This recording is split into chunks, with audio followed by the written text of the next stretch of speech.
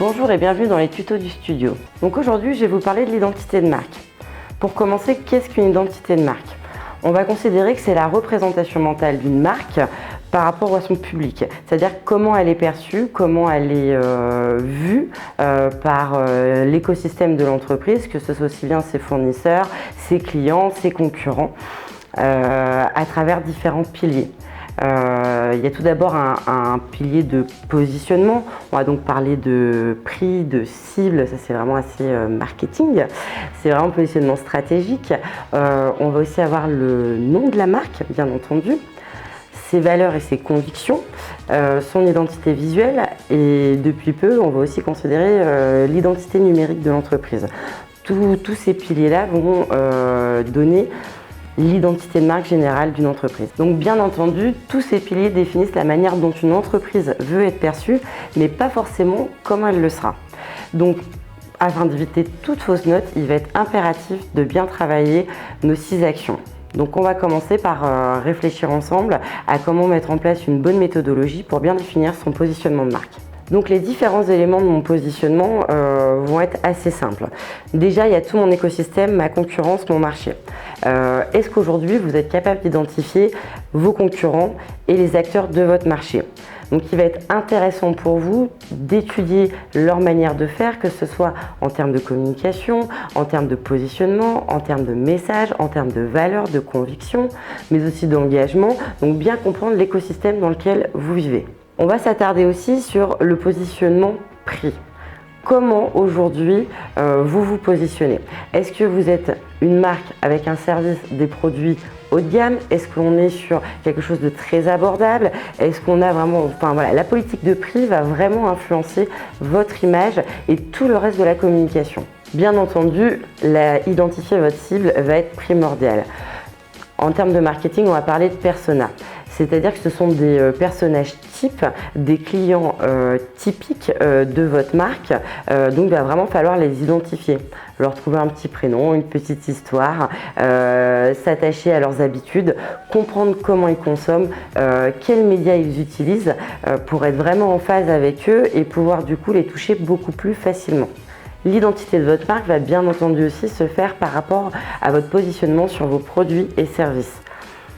Généralement, on va parler de qualité, de rapidité, de dématérialisation du service, ou de vos produits, comment vous positionnez aujourd'hui ces services, quels sont leurs avantages, quels sont leurs atouts, comment ils se démarquent de la concurrence. Est-ce que vous allez être sur un positionnement made in France, sur du circuit court, sur du produit uniquement disponible en ligne, sur de l'exclusivité, de la série courte, du grand public.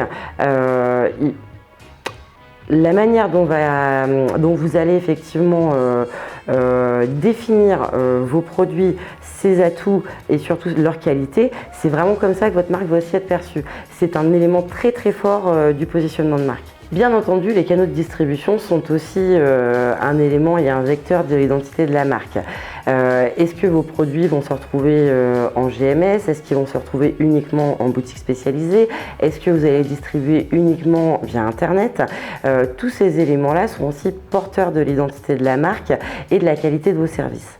Et bien entendu, un axe à ne surtout pas négliger, votre stratégie de communication qui va porter les valeurs, les convictions et vraiment l'essence même de la marque à travers une identité à la fois corporate, mais aussi des campagnes de communication, qu'elles soient opérationnelles, ciblées tout au long de la vie de votre entreprise. Donc pour résumer, il va être indispensable pour vous de comprendre votre écosystème, votre cible, votre positionnement, que ce soit en termes de prix, de service et de distribution, et d'ores et déjà de réfléchir au ton et à l'axe de communication que vous allez prendre. Tous ces positionnements-là vont définir en grande partie votre identité de marque avant même de parler de nom ou encore de visuel. Maintenant que nous avons défini tout le positionnement de l'entreprise, il va être beaucoup plus aisé pour nous de définir un nom. Trouver un nom de marque aujourd'hui n'est pas chose facile. Un nom de marque pertinent va devoir répondre à beaucoup de critères. Le premier, bien entendu, c'est sa disponibilité. Aujourd'hui, on fait face à une vraie problématique, c'est-à-dire que en plus de trouver un nom de marque qui soit disponible à l'INPI, c'est-à-dire qu'il n'y ait pas de dépôt de propriété intellectuelle dessus. Il faut bien entendu qu'on puisse avoir une URL de disponible pour pouvoir être référencé sur Internet. Du coup, c'est la première condition sine qua non pour trouver un nom de marque. Ensuite, il faut respecter un certain nombre de règles. Qu'il soit simple à comprendre. Même si c'est quelque chose d'inventé, il faut qu'on puisse avoir quelque chose qui se retienne et qui se comprenne facilement. Il faut qu'il soit aussi facilement mémorisable, bien entendu, mais aussi valable dans le temps. On se souviendra de toutes les extensions 2000 ou avec des arrobases d'il y a une quinzaine d'années qui ont complètement perdu de leur sens aujourd'hui. Il faut bien entendu, si possible, que ce soit court, dynamique, qu'on ait une traduction facile dans différentes langues, c'est-à-dire qu'on ne se retrouve pas avec des mots qui veulent dire l'inverse ou des choses complètement inappropriées dans une autre langue si vous souhaitez vous ouvrir sur des marchés européens ou internationaux. Donc tous ces critères-là font que c'est un exercice de style assez délicat, d'autant plus que votre nom de marque va bien entendu influencer sur l'aspect graphique de votre marque et va vous suivre normalement tout au long de la vie de l'entreprise. Afin de donner plus de pertinence à notre nom de marque, il est tout à fait possible de créer une baseline. Une baseline, on peut aussi appeler ça une punchline, un slogan, c'est-à-dire que c'est une petite phrase, des mots-clés, une intention, des verbes, en tout cas des mots qui vont venir soutenir notre nom de marque et renforcer soit une qualité de service, soit renforcer notre activité et qui vont d'autant plus créer une vraie identité à l'entreprise. On en a tous des dizaines en tête, des slogans qui vont avec des marques, donc ça définit réellement votre identité. Donc le nom de notre entreprise ou le nom de notre marque associé à sa punchline vont déjà commencer à définir une vraie identité autour de laquelle on va pouvoir commencer à créer un univers graphique. Donc cet univers graphique va être défini par ce que je vais appeler, et sur la chose sur laquelle je vais beaucoup insister, mais les valeurs et les convictions de la marque. C'est vraiment elles qui vont donner un fil rouge, on va dire, à votre communication, à votre image, à votre identité visuelle. Aujourd'hui, on a besoin de vision, on a besoin d'une ADN dans chaque marque pour que le plus grand nombre, ou en tout cas la cible qu'on souhaite atteindre, puisse absolument s'y retrouver. Donc quand je vais parler de valeurs et de convictions, on est vraiment sur des mots qui vont être forts, mais qui vont vraiment vous permettre de définir qui vous êtes et comment on va réussir à le mettre en image, à le mettre en lumière pour aller effectivement chercher, parler, séduire votre public. Donc dans l'univers de cette marque, aujourd'hui on va beaucoup entendre parler de storytelling, on va entendre parler beaucoup d'engagement en ce moment, des marques qui sont très engagées, beaucoup de démarches RSE, d'entreprises conscientes avec des démarches environnementales. Tous ces axes-là sont des axes forts, des axes de conviction, des axes de vision qui vont être de gros atouts aujourd'hui en termes d'identité de marque et qui vont vous aider à vous positionner. Que vous preniez ce chemin-là ou pas, il y a beaucoup d'axes qui concernent ces visions. Il est important que vous définissiez les vôtres. On en arrive enfin à la phase du logo. Maintenant que vous avez effectivement tout positionné, que vous savez qui vous voulez séduire, comment vous voulez le séduire, que vous avez effectivement votre nom, votre baseline, reste à le mettre en image, en couleur, en iconographie. Pour qu'il soit valable et recevable, il y a de nombreuses règles pour créer un logo.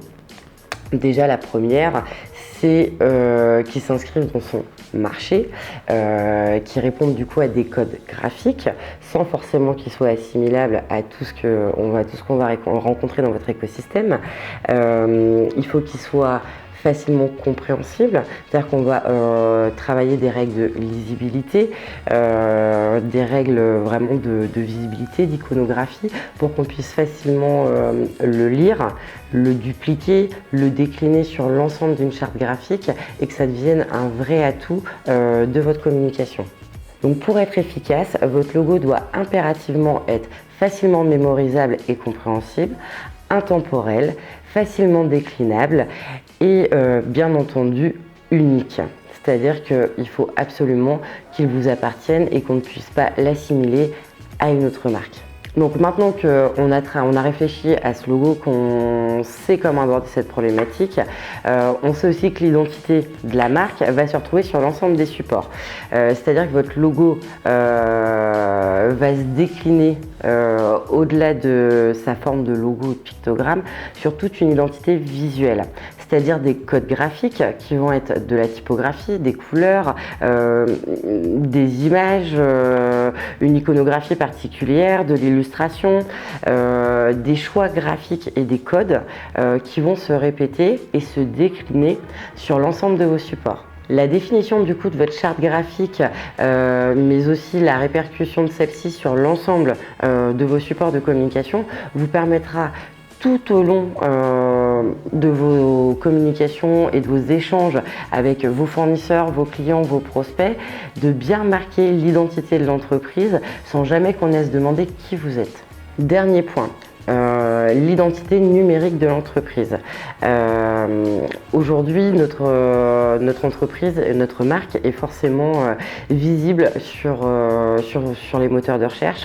Donc, on peut parler effectivement d'identité numérique, mais aussi d'e-réputation. C'est un phénomène qui va être très important de suivre et de maîtriser. Aujourd'hui, vous allez être présent sur un certain nombre de supports. Le premier, votre site internet, mais aussi un Google My Business, différents réseaux sociaux, peut-être des articles de presse, des articles de blog qui vont vous citer. Il va être important pour vous de maîtriser l'ensemble de ces images et de faire en sorte que l'identité numérique de votre entreprise soit en accord avec vos valeurs, votre positionnement et aussi l'identité que vous souhaitez véhiculer. Bien entendu, le premier vecteur de votre identité numérique sont les internautes eux-mêmes. Il va être primordial pour vous de savoir comment les internautes voient votre marque et surtout en parlent. On va aujourd'hui voir énormément d'avis, de commentaires sur les marques, de partage. Quel type d'internaute aujourd'hui s'approprie votre marque? Ça va vraiment être un des piliers de votre identité numérique et quelque chose qu'il va falloir suivre pour que vous puissiez l'ajuster au fur et à mesure du temps et prendre les décisions qui s'imposent. J'espère que les différents points qu'on aura abordés ensemble vous auront permis d'y voir plus clair sur la manière de travailler votre identité de marque. Si vous avez besoin d'un mémo, bien entendu, vous avez un support qui est téléchargeable en plus de cette vidéo. Je vous dis à bientôt pour le prochain tuto du studio.